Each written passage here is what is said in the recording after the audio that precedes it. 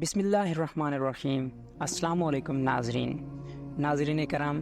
वार हिरा में जब हज़रत जिब्राईल अलैहिस्सलाम आप सल्लल्लाहु अलैहि वसल्लम के पास तशरीफ़ लाए और आपको पकड़ कर जकड़ा तो उस वक्त आप सल्लल्लाहु अलैहि वसल्लम पर क्या कैफियत तारी हो गई। आपकी ज़ौजा मुहतरमा हज़रत खतीजा रज़ी अल्लाह तआला अन्हा ने कैसे आप सल्लल्लाहु अलैहि वसल्लम की हौसला अफजाई की, और उसके साथ ही हम इस वीडियो में जानेंगे कि ईसाई बूढ़े ने आप सल्लल्लाहु अलैहि वसल्लम से क्या कहा और पहली वही के बाद आप सल्लल्लाहु अलैहि वसल्लम की हालत ज़िंदगी क्या हो गई।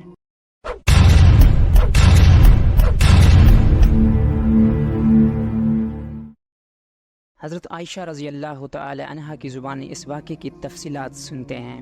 ये अनवर लाहूद का एक ऐसा शोला था जिससे कुफ्र व ज़लालत की तारीकियाँ छटती चली गईं, यहाँ तक कि ज़िंदगी की रफ्तार बदल गई और तारीख़ का रुख पलट गया। हज़रत आयशा रज़ी अल्लाह तआला अन्हा फरमाती हैं, रसूलुल्लाह सल्लल्लाहु अलैहि वसल्लम पर वही की इब्तिदा नींद में अच्छे ख्वाब से हुई। आप सल्लल्लाहु अलैहि वसल्लम जो भी ख्वाब देखते थे वो सपीदा सुबह की तरह नमूदार होता था।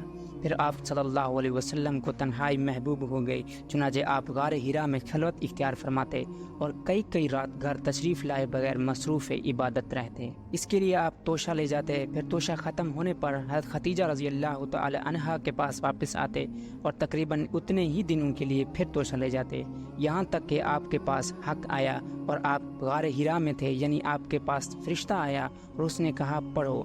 आपने फरमाया मैं पढ़ा हुआ नहीं हूँ। आप फरमाते हैं कि इस पर उसने मुझे पकड़कर इस जोर से दबाया कि मेरी कुव्वत ने छोड़ दी, फिर छोड़कर कहा पढ़ो। मैंने कहा मैं पढ़ा हुआ नहीं हूँ। उसने दोबारा पकड़कर दबोचा, फिर छोड़कर कहा पढ़ो। मैंने कहा मैं पढ़ा हुआ नहीं हूँ। उसने तीसरी बार पकड़कर दबोचा, फिर छोड़कर कहा इक़रा बिस्मि रब्बिकल्लज़ी खलक़ खलक़ल इंसाना मिन अलक़ इक़रा व रब्बुकल अकरम।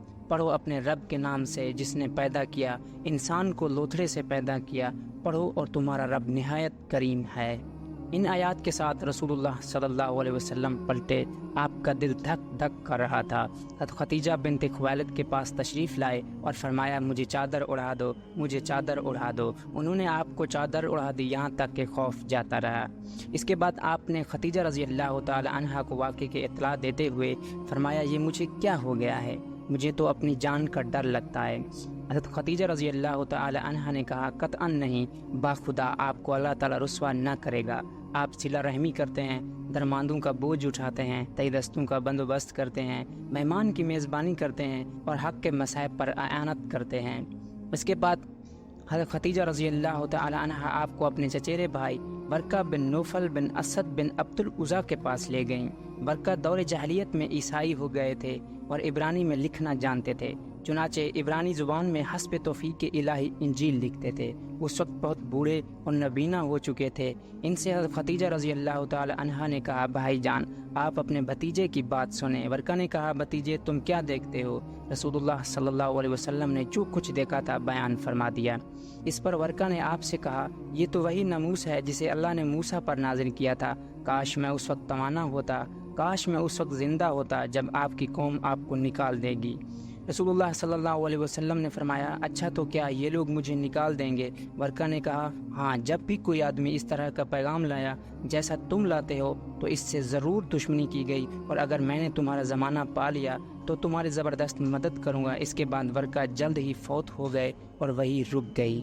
तबरी और इब्न हिशाम की रिवायत से मालूम होता है कि आप अचानक वही के आमद के बाद वार हिरा से निकले तो फिर वापस आकर अपनी बकिया मुद्दत कैंप पूरी की। इसके बाद मक्का तशरीफ़ लाए। तबरी की रिवायत से आपके निकलने के सबब पर भी रोशनी पड़ती है। रिवायत है रसूलुल्लाह सल्लल्लाहु अलैहि वसल्लम ने वही की आमद का तज़किरा करते हुए फरमाया अल्लाह की मखलूक में शायर और पागल से बढ़कर मेरे नज़दीक कोई काबिल नफ़रत ना था। मैं शिद्दत नफ़रत से उनकी तरफ देखने की ताब ना रखता था। अब जो वही आई मैंने अपने जी में कहा ये नकारा यानी खुद आप शायर या पागल है।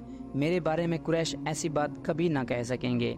मैं पहाड़ की चोटी पर जा रहा हूँ, वहाँ से अपने आप को नीचे लटका दूंगा और अपना खात्मा कर लूँगा और हमेशा के लिए राहत पा जाऊँगा।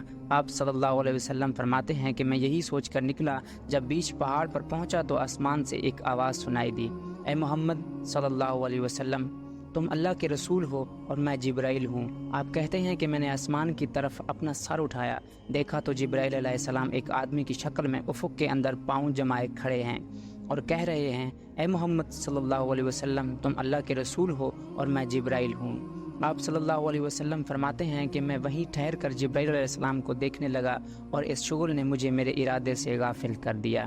اب میں نہ آگے جا رہا تھا نہ پیچھے، البتہ اپنا چہرہ آسمان کے افق میں گھما رہا تھا، اور اس کے جس گوشے پر بھی میری نظر پڑتی جبرائیل علیہ السلام اسی طرح دکھائی دیتے۔ میں مسلسل کھڑا رہا، نہ آگے بڑھ رہا تھا نہ پیچھے، یہاں تک کہ خدیجہ رضی اللہ تعالی عنہا نے میری تلاش میں اپنے قاصد بھیجے اور وہ مکہ تک جا کر پلٹ آئے، لیکن میں اپنی جگہ کھڑا رہا۔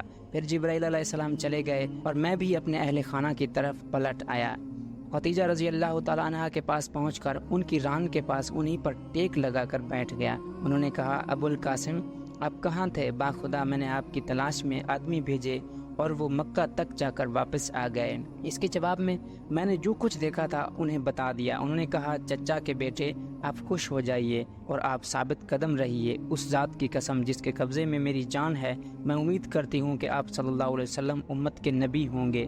اس کے بعد وہ ورقہ بن نوفل کے پاس گئیں، انہیں ماجرا سنایا۔ انہوں نے کہا، اس ذات کی قسم جس کے ہاتھ میں ورقہ کی جان ہے، ان کے پاس وہی ناموس اکبر آیا ہے جو موسیٰ کے پاس آیا کرتا تھا۔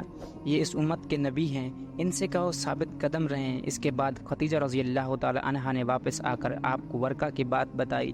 پھر جب رسول اللہ صلی اللہ علیہ وسلم نے غار ہیرا میں اپنا قیام پورا کر لیا اور مکہ تشریف لائے تو آپ صلی اللہ علیہ وسلم سے ورقہ نے ملاقات کی اور آپ کی زبانی تفصیلات سن کر کہا، اس ذات کی قسم جس کے ہاتھ میں میری جان ہے، آپ اس امت کے نبی ہیں۔ آپ کے پاس وہی ناموس اکبر آیا ہے جو موسیٰ کے پاس آیا تھا۔